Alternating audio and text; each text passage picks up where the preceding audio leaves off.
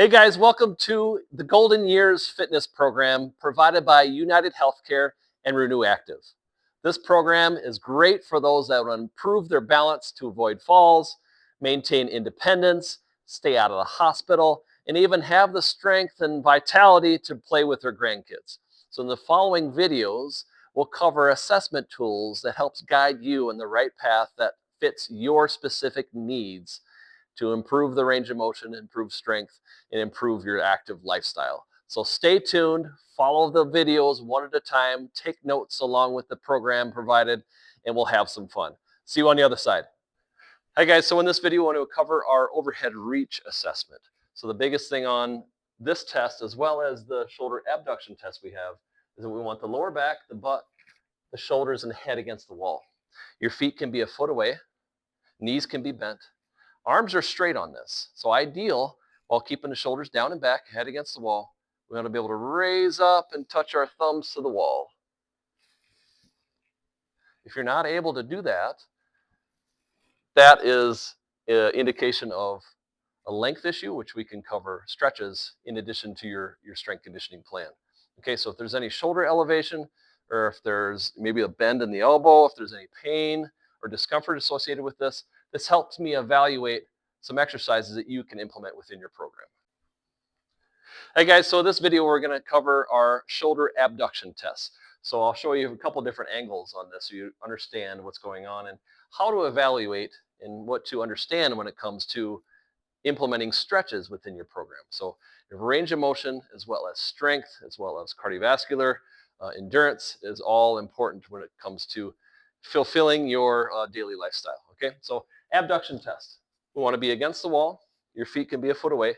You want to curl so there's no kind of curl your abdominals in so there's no space on your lower back. So head and shoulders are against the wall. Arms at 90. We want to open up and back in. The idea behind this is not to let your lower back have an extreme arch, keeping your butt, lower back, shoulders, and head against the wall. And you want to see if you can get your elbows and wrists against the wall. Okay? So if you're not able to do that, there are stretches and there are exercises within this program that I can help you with. Okay, for our next test, we want to evaluate our neck range of motion. We want to tilt side to side. We want to be able to rotate. We want to be able to drive it up and tuck your chin. Okay, so first one, keeping your nose and eyes forward. I want to tuck my ear to my shoulder. See how far you can go. And you'll be able to tell if you can get at least 45 degrees or at least more than this movement. If you get to about here, that's ideal. You don't have to get your ear to your shoulder, but if at least 45 degrees there, each side. And we're going to do rotation. Ideal on this one is get your chin to where your shoulder is. So if my chin is pointing the same direction as my shoulder straight out, that's ideal. Okay?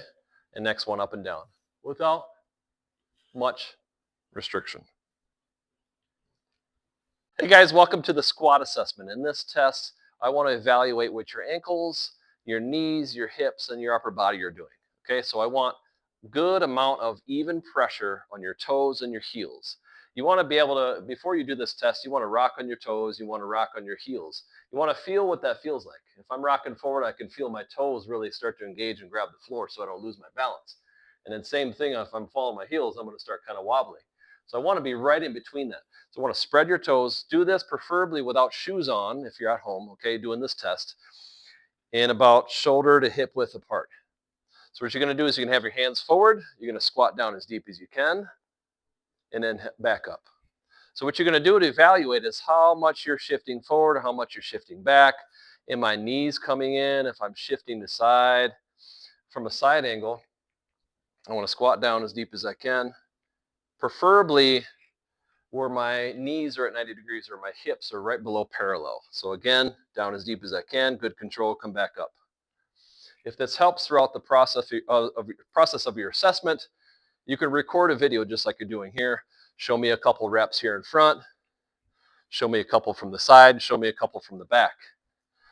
Just so I can evaluate what's going on to better evaluate your needs with stretches inside your strength conditioning plan. So good luck. Stay tuned. Hey guys, so our next assessment is our ankle mobility test. This can be done against the wall on your knees or standing up. Standing up is an easier version. So I want to find a good flat piece of wall, no obstructions on the floor against the wall.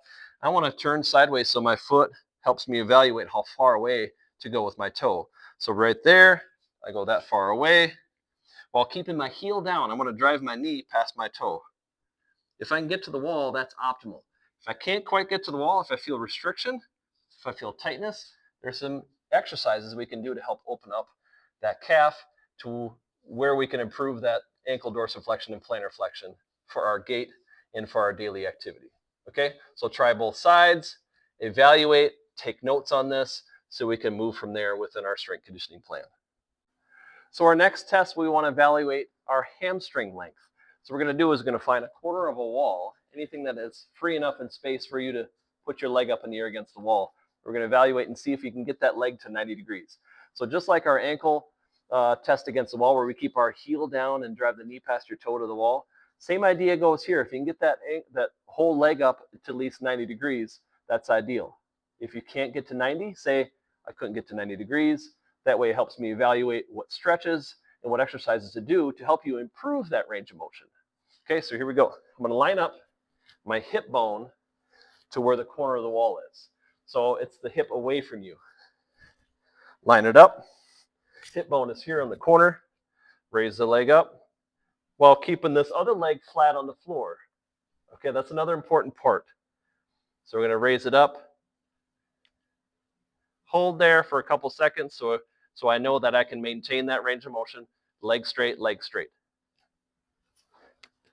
I then switch to the other side and do the other leg. All right, guys, so in this evaluation, we want to check your hinge pattern. Okay, so it's important to squat, it's important to push and pull, do all those movements well, so that way we're in the gym, we can build strength. Okay, so we're able to do those exercises correctly, then we can be in a better shape.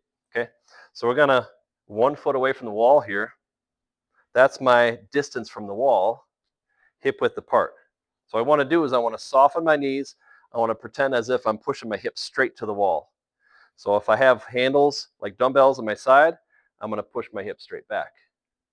So that's what the hinge is.